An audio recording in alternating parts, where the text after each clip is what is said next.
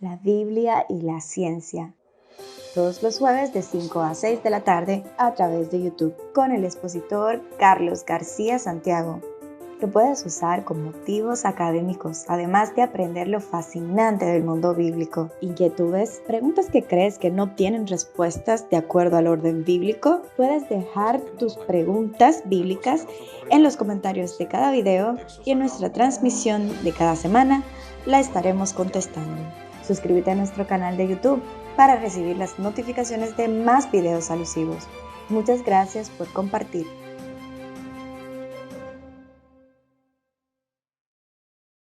Le damos a ustedes una muy cordial, sincera bienvenida este jueves 17 de marzo del año 2022 a este canal, La Biblia y la Ciencia. Gracias por estar allí con nosotros compartiendo la palabra de Dios, la Biblia, y también los conocimientos científicos. Vamos ahora a elevar una plegaria, una oración a nuestro Dios para que a través de este estudio nosotros podamos entender todo lo que el cielo nos tiene, las bendiciones que nos tiene en este día. Vamos allí mismo donde estás. Inclina tu cabeza y oramos. Amante Padre que estás en los cielos, gracias te damos una vez más por darnos la oportunidad de reunirnos a través de esta plataforma, este canal, pidiéndote la bendición y la dirección de tu Santo Espíritu. Bendice cada persona que se conecta en esta hora con nosotros, en esta tarde de este jueves, y que todos y cada uno puedan ser bendecidos, ellos y sus familiares. Donde haya intranquilidad, trae paz, trae sosiego, trae calma, y que la situación alrededor del mundo, especialmente en Europa del Este, puedan encontrar, oh Dios, satisfactoriamente una solución para llevar la paz y la tranquilidad a esa comunidad europea, y que podamos, oh Dios, en lo adelante, reconocerte que tú eres nuestra paz, que aunque haya intranquilidad en el mundo, nosotros podamos entender que tú eres el camino, la verdad y la vida, y que solo a través de tu Hijo Jesucristo nosotros podemos obtener la paz eterna que solo el Redentor del mundo puede dar. No hay mérito en nosotros, lo pedimos en el dulce nombre de Jesucristo. Amén. Bien, buenas tardes, mis queridos amigos, hermanos, colegas de todas partes del mundo. Ya estamos en esta transmisión una vez más en este jueves para compartir con ustedes un poco acerca de los conocimientos científicos, pero con un corte bíblico a partir del texto. Cuando hablamos del texto nos referimos a la Biblia. Este es nuestro canal. Suscríbete, es también tu canal. Y una vez que actives la campanita, comparte con otros para que puedan hacer lo mismo. La Biblia y la ciencia. Buenas tardes. Gracias por estar allí. Hoy vamos a estudiar, vamos a continuar hablando de esta teoría de la relatividad especial que Albert Einstein, ese físico de ascendencia judía, de nacionalidad alemana, nacido a finales del siglo XIX, 1800, publicó entre 1904, específicamente en 1905, la teoría especial de la relatividad. Esta sostiene que lo único constante en el cosmos o en el universo es la velocidad de la luz en el vacío. Y todo lo demás, como la velocidad, la longitud, la masa, el paso del tiempo inclusive, varían según el marco de referencia de un observador. La teoría que postuló Albert Einstein entre 1903 y la terminó de madurar y luego la publicó en 1905, que hoy conocemos como la teoría de la teoría especial de la relatividad, entonces resolvió muchos problemas que habían preocupado al mundo científico, especialmente a nosotros los físicos y los físicos de aquel entonces también. Todo esto trajo consigo una ecuación bien sencilla, pero muy significativa en el mundo de las ciencias, y es la más famosa de todas del mundo de la física, donde postula que la energía es igual a la masa cuando ésta es acelerada a una velocidad casi infinita, cercana o duplicada más bien de la velocidad de la luz, más que duplicada, cuando está elevado al cuadrado. E es igual a mc al cuadrado. Eso es lo que significa. Nosotros podemos observar, podemos estudiar que la velocidad de la luz misma, que ya lo hemos abordado en otros temas, que es la luz, cómo procede, dónde nosotros vemos los colores, todos esos temas te sugiero, si no te has suscrito a nuestro canal, que lo hagas, y una vez que lo hagas, revises para que puedas recibir, al activar la campanita, puedas recibir cada jueves, cada semana, los videos que vamos compartiendo en vivo y también en tiempo diferido. También hemos estudiado el cosmos, el tamaño, todo lo que tiene que ver con la teoría de la relatividad general. Ahora específicamente de la teoría de la especial de la relatividad propiamente dicho, postulada en 1905, publicada. Hay consecuencias que se abordan de esta teoría. La misma predice el tiempo, según esta teoría, parece pasar más lentamente en un sistema de referencia que está en movimiento de traslación uniforme con respecto a un observador. La relatividad general, que fue entre 1915 y 1916, que luego él sería como una segunda parte del inicio de esta teoría, análogamente predice que el tiempo transcurre más lentamente en un campo gravitatorio más fuerte.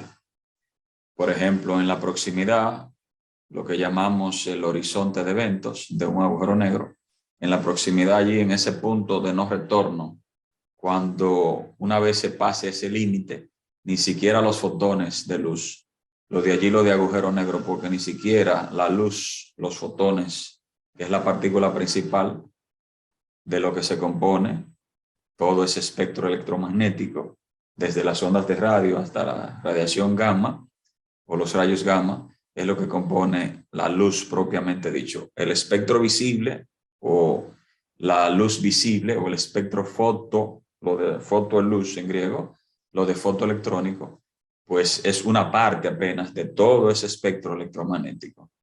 Y todas esas ondas viajan a una velocidad, según la teoría especial de la relatividad, a una velocidad constante. Todas las demás cosas, como masa, velocidad, el tiempo en transcurrir de un móvil, todo eso es distinto, va a variar dependiendo del observador. Sin embargo, hay una constante universal que es la velocidad de la luz en el vacío. Eso es lo que postuló Albert Einstein entre 1903, específicamente 1904 y 1905.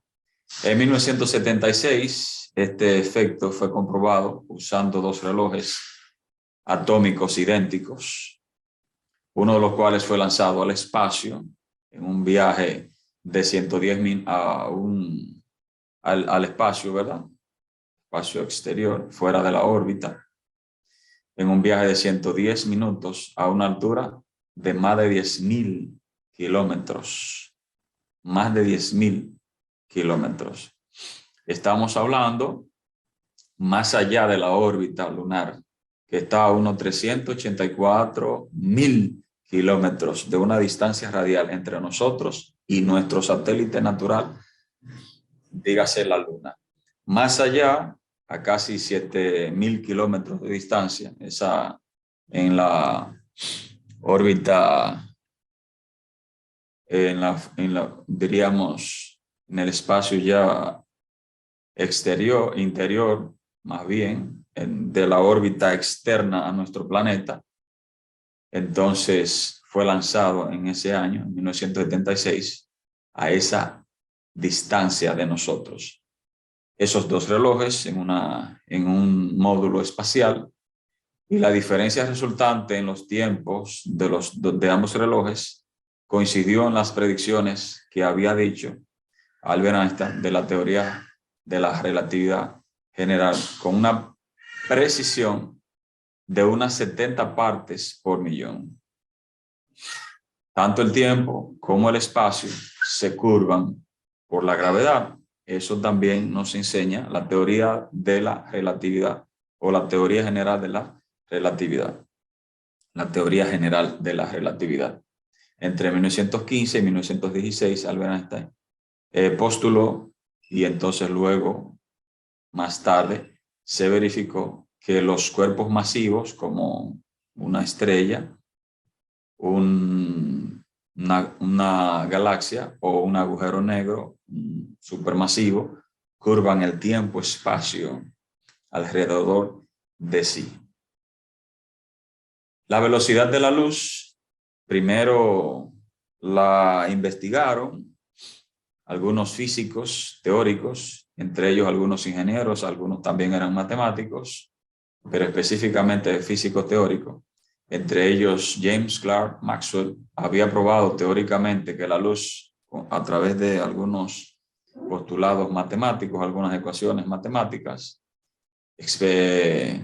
postulándolas, verificándolas en algunos trazos, en algunos apuntes, cálculos matemáticos, entonces demostró que era únicamente una forma de energía electromagnética. Y esto lo hizo al final del siglo XIX, 1871. Esto había sido confirmado experimentalmente por Helmholtz y otros que le antecedieron. Entonces, ya experimentalmente fueron descubiertos todas esas teorías que solamente estaban en los cálculos de un cuaderno. Los campos eléctricos y magnéticos deberían, por lo tanto, propagarse a través del espacio como ondas a la velocidad de la luz, que es esa C que ustedes ven allí. Algunas personas, algunos físicos, otros simplemente eran aficionados a la física, hicieron algunas mediciones de la velocidad de la luz. Por ejemplo, Newton, Romer, Bradley, Fizeau, Corno y Michelson, que fue uno de los últimos ya a principios del siglo XX, demostraron en forma experimental, con algunos cálculos matemáticos, y luego también hacían algunos experimentos de laboratorio, midiendo la velocidad de la luz en forma instantánea. Entonces, hoy en día tenemos cálculos más precisos y redondeamos a una velocidad próxima a los 300.000. Todos se acercaron desde el siglo XVII, cuando Newton, la velocidad, él decía que era instantánea. Entonces Romer postuló que tenía más o menos unos 226 millones, 226 serían 226.000 kilómetros por hora, o unos 226 millones de metros por segundo. Entonces, todos esos investigaron por su cuenta, pero todos llegaron más o menos a una medida parecida, teóricamente, y algunos experimentales, como ya lo vimos también a finales del siglo XIX. Entonces, hoy la redondeamos a unos 300 millones de metros por segundo, o unos 300.000 kilómetros por segundo aproximadamente, que esa es la constante de la velocidad de la luz en el vacío. Hay un postulado, ustedes pueden ver allí, utilizando un poco los cálculos matemáticos, las leyes de la física, ya que la herramienta principal de la experimentación es la matemática en el campo de la física y de todas las demás ciencias. La herramienta principal es eso mismo, como ya habíamos dicho, las ciencias matemáticas o las matemáticas. Las leyes de la física son las mismas en todos los sistemas de referencia inerciales, dígase en el reposo, cuando no hay una fuerza externa al sistema que cambie dicho estado. Eso es lo que significa, cuando hablamos los físicos, decimos de inercial. O cuando un sistema está en movimiento, no encuentra una fuerza externa que detenga o cambie ese estado, en este caso el movimiento. Esas son los sistemas de referencias inerciales. Algo que esté en reposo o algo que esté en movimiento. Lo de reposo, póngalo entre comillas, porque reposo sería en forma relativa, pero en forma absoluta en el universo no hay nada que esté en reposo. Ahora mismo yo estoy prácticamente sentado, relativamente hablando, con otra persona que va pasando por enfrente de mí o que esté en la calle, yo estoy en reposo, pero mi cuerpo no está en reposo. Hay movimientos bioquímicos, hay circulación, la respiración, el cerebro mismo ahora en la sinapsis está bombardeando a través de las ideas que yo estoy elucubrando para que ustedes escuchen. Hay todo un campo, un circuito electrónico y hay movimiento bioquímico en mi cerebro. Así que no hay tal cosa como reposo en forma absoluta. El postulado número 2, que la velocidad de la luz es independiente del movimiento de la fuente. Es decir, todo observador mide el mismo valor C para la velocidad de la luz. Eso es lo que, a grosso modo, significan estos gráficos que están allí para no marearlos a ustedes con muchas cosas. Así que, ¿cuál es el límite de velocidad en el universo?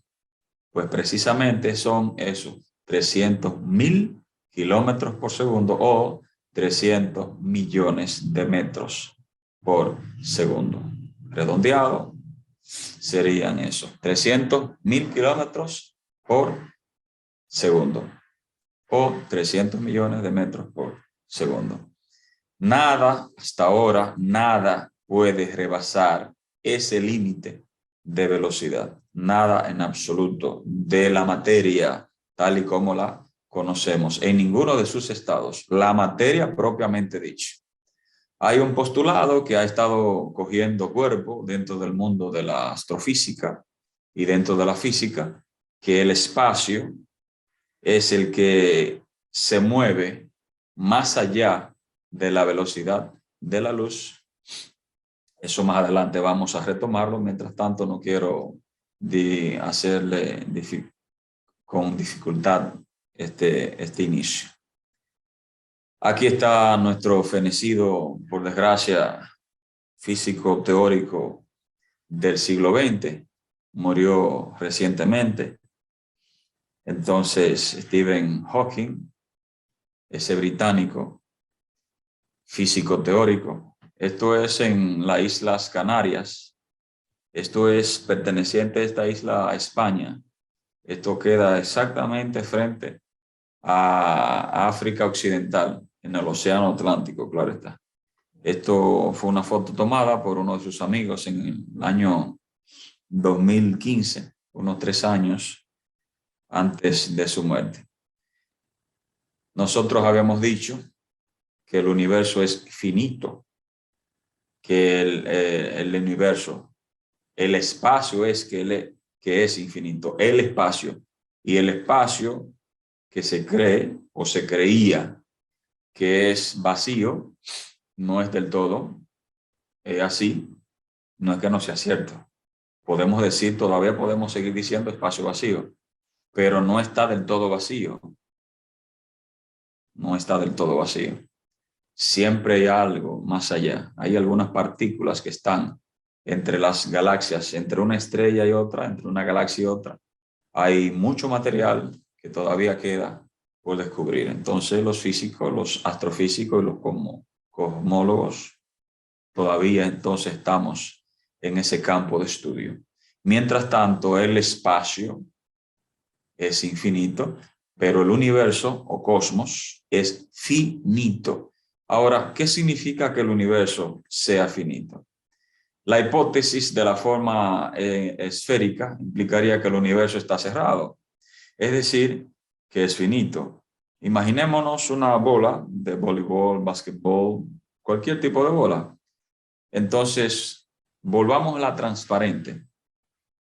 Nosotros vamos a notar que desde el centro de esta bola o esfera, todos los puntos están a una misma distancia. Todos los puntos que son la superficie de esa esfera, la parte por fuera.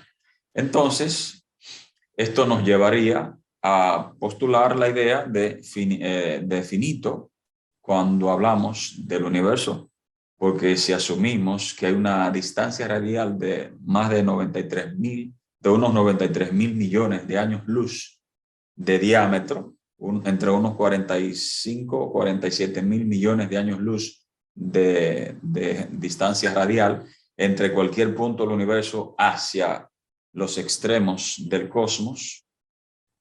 Entonces, por lo menos desde donde nos llegan los fotones de luz, hasta allí nos llegan los estudios de los telescopios, especialmente del Hubble, entre otras ondas espaciales que se han tirado en órbita y también se han sacado fuera, inclusive más allá de la órbita de Urano y Neptuno. Si el universo es una esfera, entonces no puede ser infinito. No puede ser infinito. Si vamos a equipararlo en forma geométrica de la geometría no euclidiana, dígase la geometría espacial, entonces tendríamos que partir de esta hipótesis de que el universo es finito.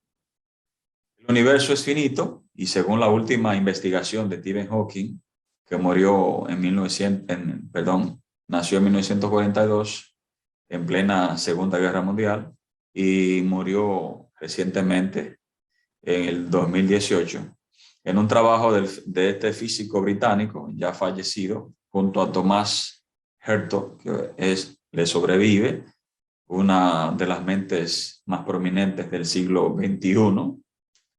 Publicó este estudio que hizo junto a Stephen Hawking, Thomas Hertog, lo publicaron juntos semanas antes de Stephen Hawking fallecer. Esto podemos también encontrarlo en una publicación del Journal of High Energy, en una publicación del año 2018. Se propone una nueva teoría cosmológica y esta publicación que postula esta revista en mayo del 2018, entonces luego de su tesis principal, que luego entonces fue publicada en este año 2018. La última teoría sobre el origen del universo de Stephen Hawking, junto a Thomas Hertog, entonces fue aceptada para su publicación antes de la muerte del físico británico, la cual fue el 14 de marzo del 2018. La publicación entonces, meses después de su muerte, entonces fue publicada en esta revista. Pero ya semanas antes de su muerte ya lo habían dado a conocer al mundo científico de todas partes del mundo hoy en día. Esta teoría de Thomas Hertog, de Stephen Hawking y Thomas Hertog, postula que el universo es finito y más simple de lo que establecieron los actuales estudios sobre el Big Bang.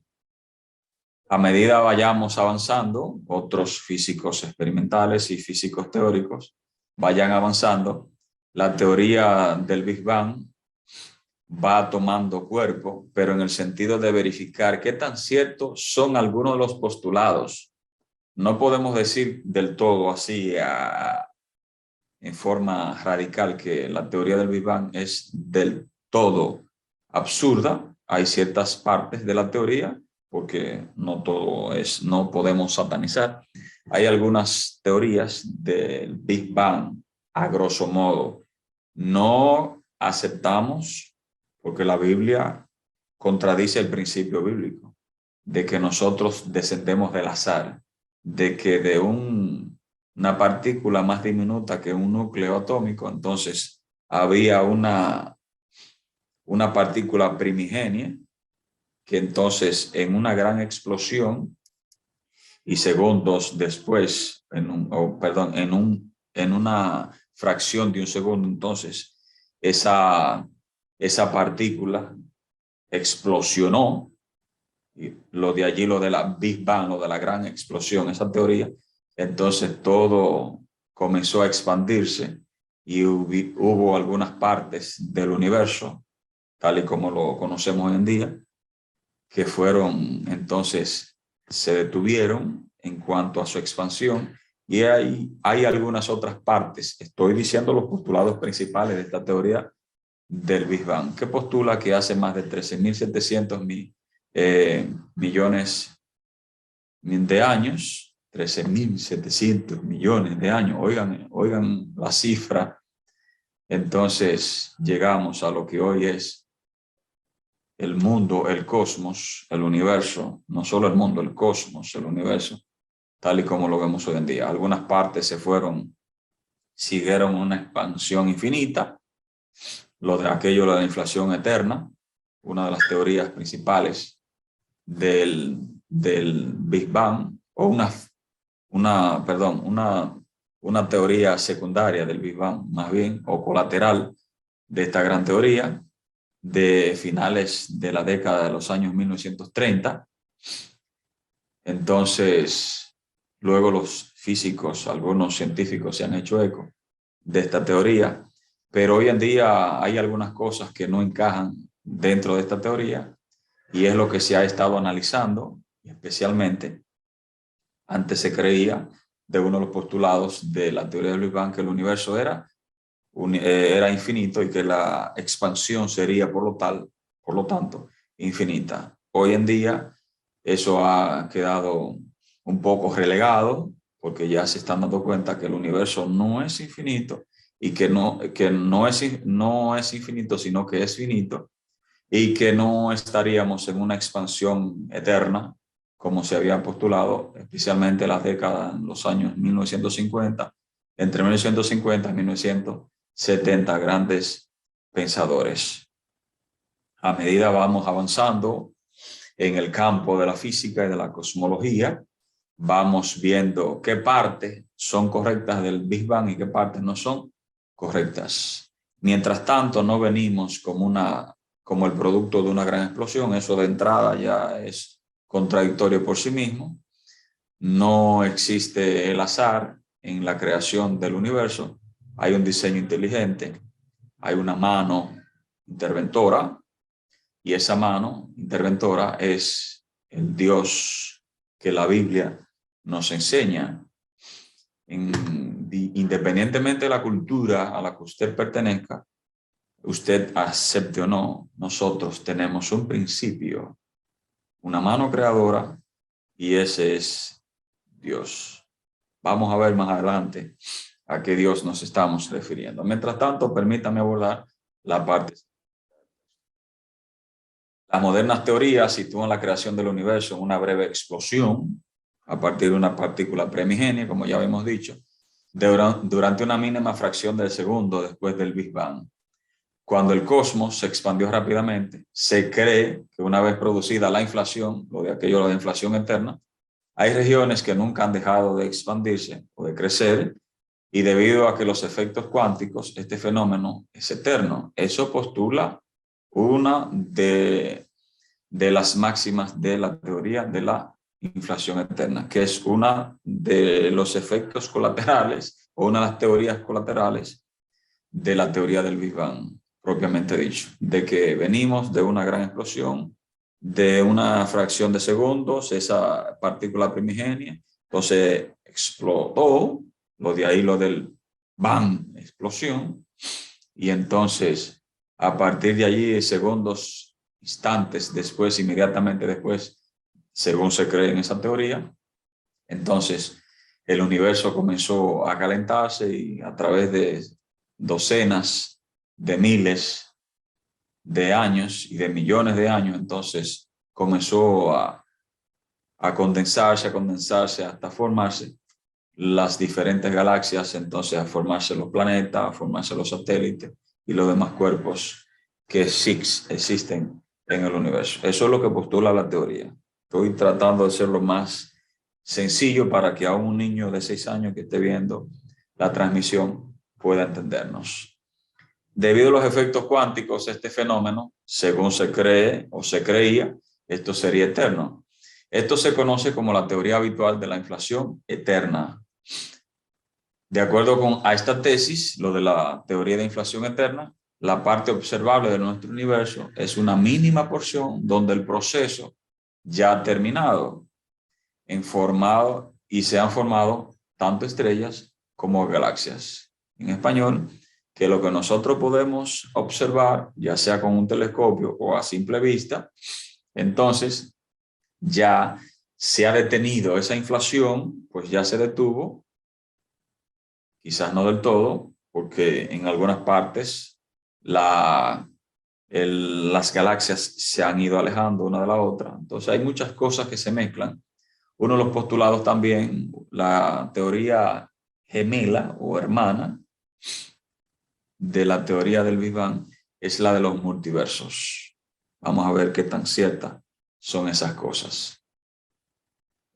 Dos científicos prominentes, como ya habíamos dicho, Stephen Hawking, una de las mentes más privilegiadas, por usar un término, ¿verdad?, del siglo XX, y que sobrepasó los primeros años, las 2 primeras décadas del siglo XXI.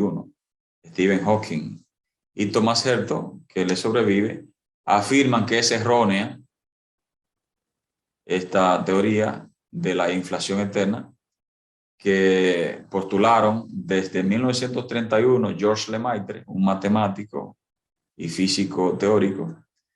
Algunos científicos aceptan la teoría del Big Bang, pero 2 de las grandes mentes más privilegiadas demostraron en 2018, hace apenas 4 años, no hace tantísimo, así que esto es recientemente, a través de cómputos matemáticos, cálculos matemáticos, algunas integrales bien pesadas, ya esa matemática, eso es cálculo avanzado, algunas teorías bien significativas dentro de las integrales.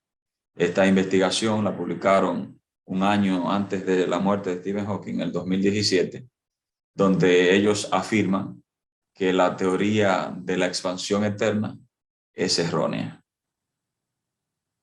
No soy yo que lo está diciendo, porque algunos dicen, bueno, tú lo estás diciendo a partir del texto, no solo la Biblia, sino que no hay tal cosa como una expansión eterna. Porque vamos a ver más adelante algunos aspectos. El mismo Thomas Herto y el mismo Stephen Hawking demostraron que el problema habitual, abro comillas, ¿verdad?, el problema habitual con esta teoría es que asume la existencia de un universo de fondo que evoluciona de acuerdo a la teoría general de la relatividad de Einstein y trata los efectos cuánticos como pequeñas fluctuaciones a su alrededor. Eso funciona en la física de partículas, pero no así cuando estamos hablando de galaxias, agujeros negros, estrellas supermasivas como las supernovas hipergigantes, las estrellas de neutrones inclusive, antes de convertirse en un agujero negro. Sin embargo, la dinámica de la expansión eterna barre la separación entre la física cuántica y la clásica. Thomas Herto nos ayuda en este sentido.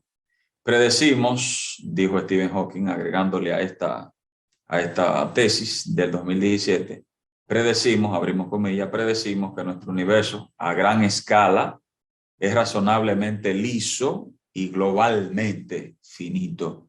Así que no es una estructura fractal.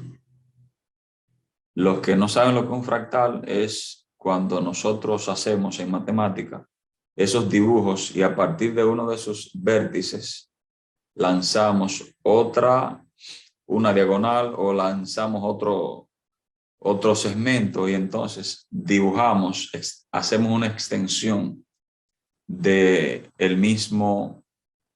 la misma figura geométrica y abordamos en diferentes esquinas de estos vértices. Hacemos en estas esquinas llamadas vértice, entonces hacemos una copia de otra figura más pequeña o aún más grande, pero en este caso más pequeña.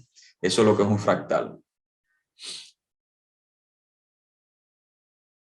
Bien, esto que está acá,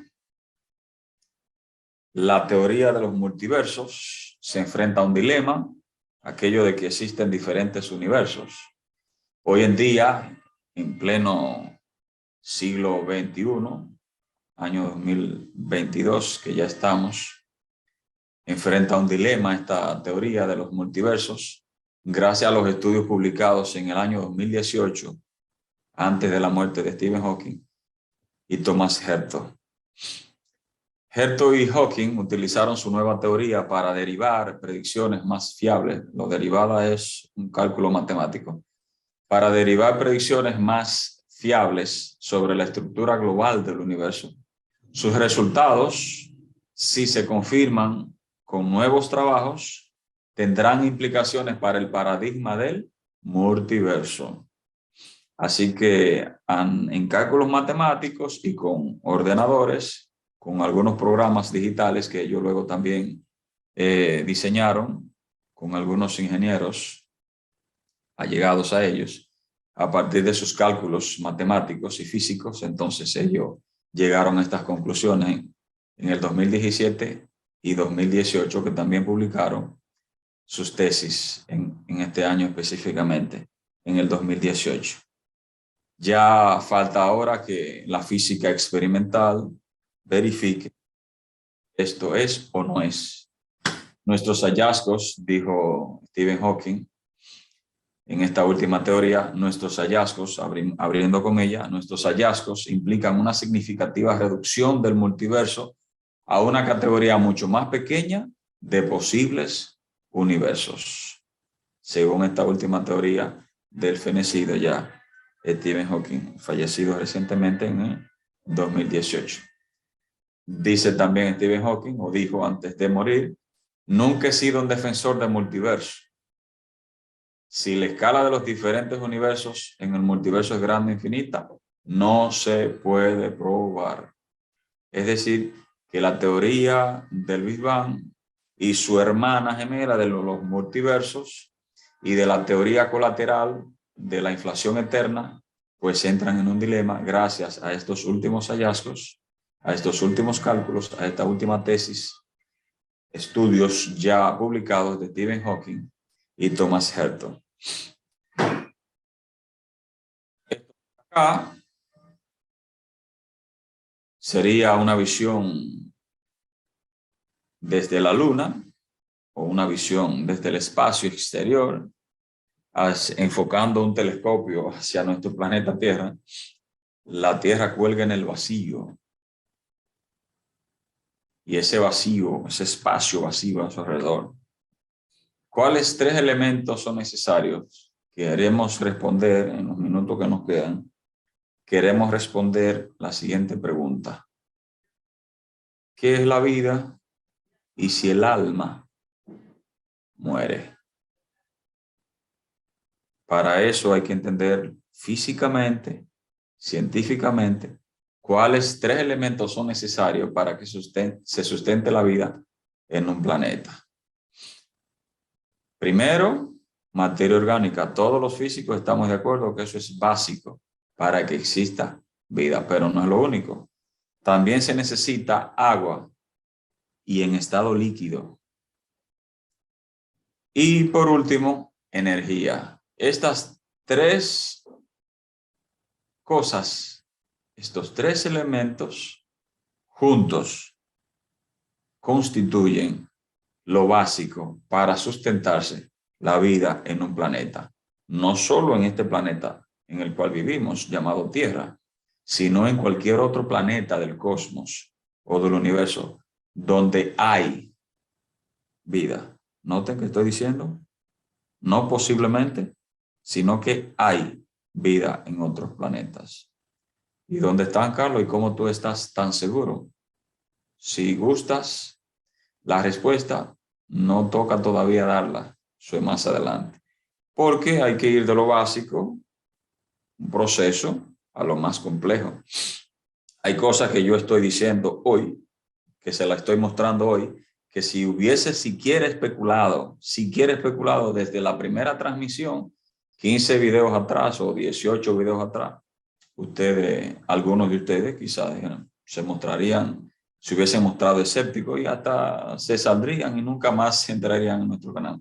Pero nos gusta primero, partiendo del texto, lo que el texto nos dice y de los datos científicos que conocemos, que hemos estudiado, que pertenecen a una de nuestras especialidades o de nuestro campo de estudio propiamente dicho. Así que permítanme. Desde antaño, ya habíamos dicho, respondimos esa pregunta, ¿verdad? Para que entendamos qué es la vida y si el alma muere, teníamos primero que partir del aspecto científico para entonces volver al texto propiamente dicho. ¿Qué nos dice la Biblia? Materia orgánica, dice la ciencia, que se necesita para que sustente la vida en un planeta, agua en estado líquido y energía. Entonces, desde antaño, tiempos inmemoriales, o que no pueden ser mencionados, que no hay forma de saber, para nosotros hoy en día, desde tiempos atrás, desde antaño, algunos pseudocientíficos han intentado probar como errónea la siguiente declaración bíblica, que está en el primer libro de la Biblia, Bereshit, o Génesis en castellano, principio u origen. Génesis capítulo 2, verso 7. Entonces Yahvé Dios formó al hombre. Jehová Yahvé, no quiero entrar en dilema, ¿cuál es la pronunciación correcta del nombre de Dios? Yo en este canal indistintamente puedo utilizar Yahvé o Jehová, depende de la versión que quiera usar en el momento. Por ahora puse allí de esta versión, la Valera del 60. Jehová. Entonces Jehová Dios formó al hombre del polvo de la tierra. Algunos científicos, pseudocientíficos, porque la ciencia ha verificado lo siguiente.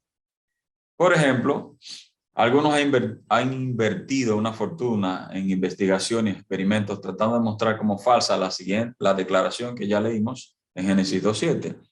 No obstante, hasta el día de hoy, no han sido capaces, con todos los millones de dólares que se han gastado para tratar de mostrar como falsa ese texto bíblico, y formó pues al hombre del polvo de la tierra, esa frase, tratando de decir, no, que eso es una metáfora, que es un mito, que Adán no es un personaje histórico, que no existió realmente, que el autor del Génesis lo que trata es de colocar para tratar de demostrar o para tratar de traer a colación cómo es el origen. Un judío o un hebreo del post-exilio, quizás en el siglo 6 o 5 antes de Cristo, eso dicen algunos estudiosos. Vamos a ver qué tan cierto es con la Biblia y la ciencia en su justa dimensión. Vamos a ver más adelante. Mientras tanto, han gastado una fortuna tratando de mostrar cómo falsa esta declaración bíblica. Sin embargo, hoy por hoy se ha demostrado, vaya a un laboratorio, pídale a cualquier laboratorista, a cualquier biólogo, a cualquier bioquímico, a cualquier genetista, y le va a demostrar, le va a decir, le va a comprobar. De hecho, si tienes un microscopio, tomas una muestra de algún tejido, de alguna parte del organismo, un cuerpo vivo, alguna muestra, te haces una biopsia, una muestra de tejido, un estudio, y vas a verificar que varios de esos elementos que están en la tabla periódica están en nuestra Constitución. Es decir, que los componentes del polvo de la Tierra, toda esa química es la misma que compone nuestro cuerpo. Extraordinario, ¿verdad? Pero ya vemos lo que la Biblia nos enseña. Pregunta número 1 que vamos a responder en el día de hoy. En el estudio propiamente. No es la primera pregunta, pero es la pregunta clave del día de hoy. ¿Qué es la vida? Y agregaba a esa misma frase, sin cerrar todavía, la pregunta, ¿el alma muere? Vamos a ver. Nosotros, dice la Biblia, que fuimos creados a imagen de Dios, varón y hembra nos creó. Dice la Biblia que Dios es Padre, Dios está constituido de Padre, Hijo y Espíritu Santo, 3 personas. El hombre fue creado a su imagen. Varón, en el hebreo es Ish, y varona o hembra, Ishah, varona, pero fueron uno solo. 2 personas y un matrimonio. Formaron una pareja, forman un hogar. Ese es el concepto bíblico de el hombre y la mujer, del matrimonio. En un aspecto espiritual, no carnal, no físico, no material, porque Dios no es ni materia ni energía. Dios es espíritu, Dios es un ser espiritual, pero es una persona. Son 3 personas, un solo Dios. El Padre es una persona, el Hijo es una persona y el Espíritu Santo es una persona. Lo de ahí que fuimos creados a su imagen y semejanza. Las 3 divinas personas forman un Dios, un solo Dios, y no un Dios cualquiera, sino el Dios creador. Así que el hombre no fue creado igual a Dios. El hombre fue creado a su imagen y semejanza. De manera que esto implica en todo aspecto que el hombre refleja a su creador. Somos hechos a su imagen. Vamos a ver un poquito el concepto que tenían los griegos y vamos a ver el concepto bíblico, partiendo del concepto bíblico propiamente dicho. Se compone de 2 partes, lo que en griego se conoce como dicotomía. Un asunto formado de 2 elementos básicos. Eso es dicotomía, dos. Entonces, el cuerpo es lo primero. Formó pues Dios al hombre del polvo de la tierra. Eso es el aspecto material. El aspecto físico, material en este caso, cuerpo. Y el otro aspecto material es aliento, soplo, cuerpo más aliento igual a un ser viviente. Ese es el concepto bíblico. 2 cosas, el muñeco o el del polvo, de barro, de tierra, de lodo, busque la traducción que usted quiera, ese cuerpo material de barro, más el aliento, que también es material. El aliento el aire ocupa un espacio, es materia. Y entonces esas 2 cosas juntas forman el ser viviente. Dentro de la materia también está la energía. La materia y la energía son 2 aspectos inseparables. Eso es lo que nos enseña el concepto bíblico. Y más atrás también, si no lo has visto, te sugerimos que lo puedas ver en el momento que tú consideres. Ahora, el concepto griego, la tricotomía, 3, una sustancia o un sistema o algo, un elemento formado de 3 elementos primarios o básicos. Está el cuerpo, aspecto físico, armazón. Está el espíritu, el aspecto religioso. Y está el alma, el aspecto psicológico. Ese es el concepto griego del ser humano. Por eso, los griegos creían lo siguiente. Platón, que vivió en el siglo V a.C., decía lo siguiente: el cuerpo es un estorbo para el alma. Es una especie de cárcel, la cual no permite la contemplación del mundo de las ideas. Porque Platón era idealista. Dejó de lado el mundo materialista, de que las cosas no se pueden explicar por la simple observación, sino que necesitan un poquito de la razón. Y lo de ahí de idealista, más o menos por allí va la cosa para que ustedes puedan entenderlo de una manera un poquito más simple. Por esto último, según Platón, lo mejor que puede hacer el ser humano es morir. Y la filosofía no es sino una preparación para la muerte. Por eso, los platónicos, la escuela de Platón, que había aprendido de su maestro Sócrates, entonces continuó con esta misma tendencia de filosofía del idealismo, dejando de lado el materialismo. Este es el concepto que tenían los griegos, especialmente los 3 clásicos: Sócrates, Platón y Aristóteles. Su discípulo, que fue Aristóteles, también le siguió en este mismo pensar filosófico. Así pues, postulaba Aristóteles, él creía que el cuerpo y el alma constituyen una única sustancia.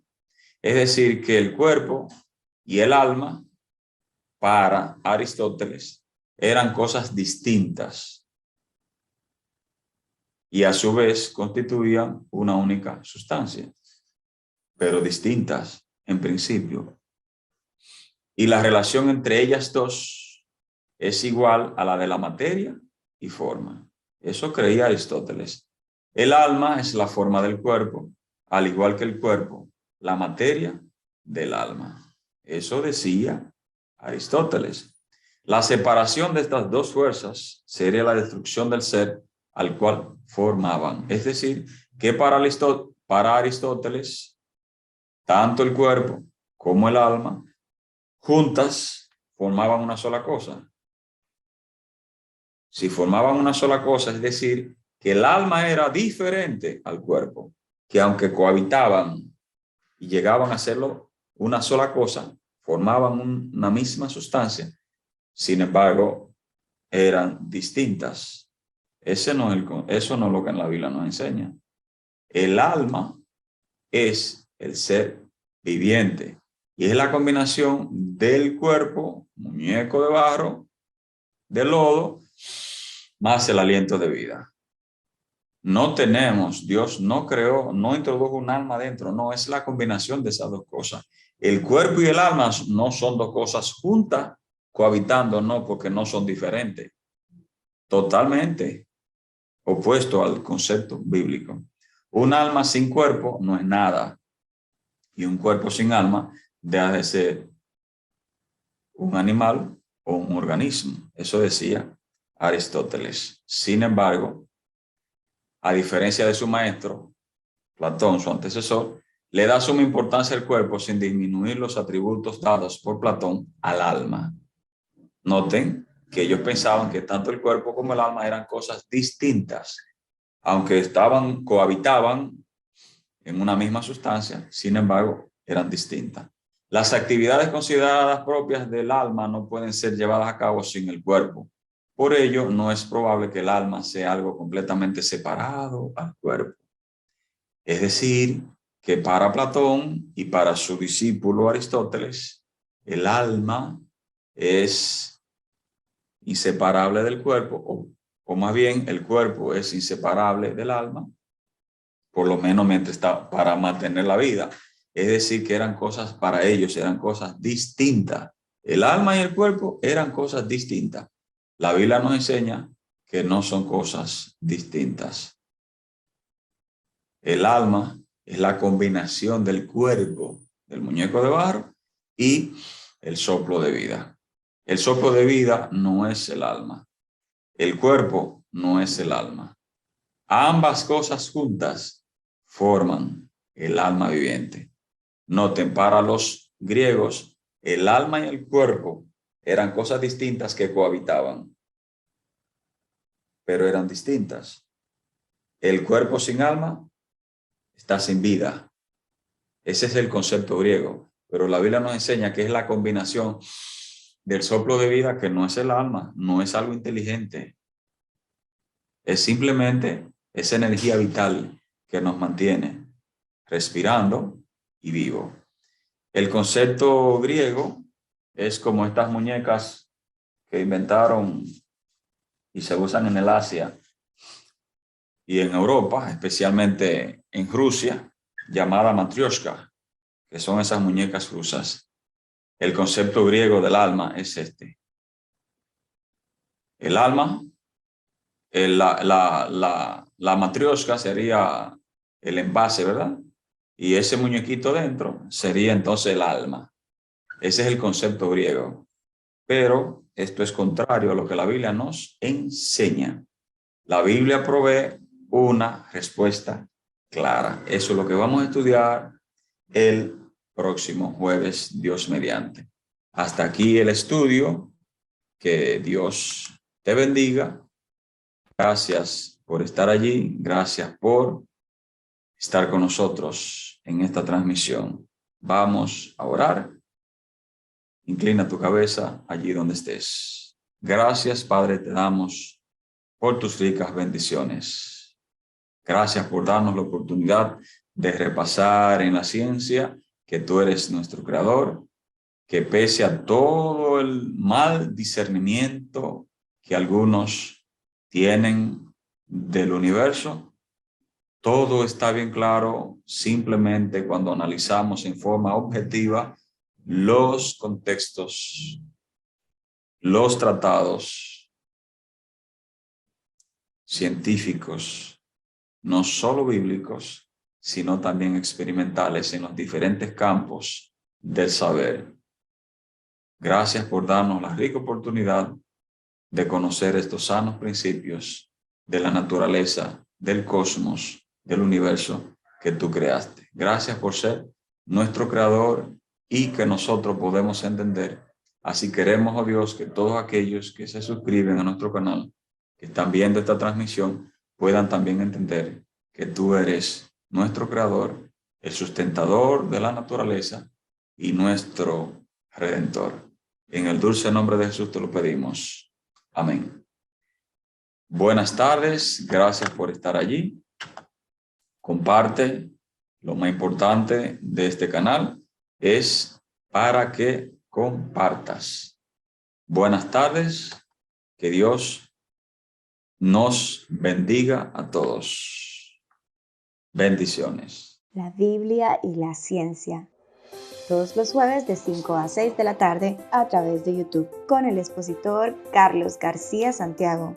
Lo puedes usar con motivos académicos, además de aprender lo fascinante del mundo bíblico. ¿Inquietudes? ¿Preguntas que crees que no tienen respuestas de acuerdo al orden bíblico? Puedes dejar tus preguntas bíblicas en los comentarios de cada video y en nuestra transmisión de cada semana la estaremos contestando. Suscríbete a nuestro canal de YouTube para recibir las notificaciones de más videos alusivos. Muchas gracias por compartir.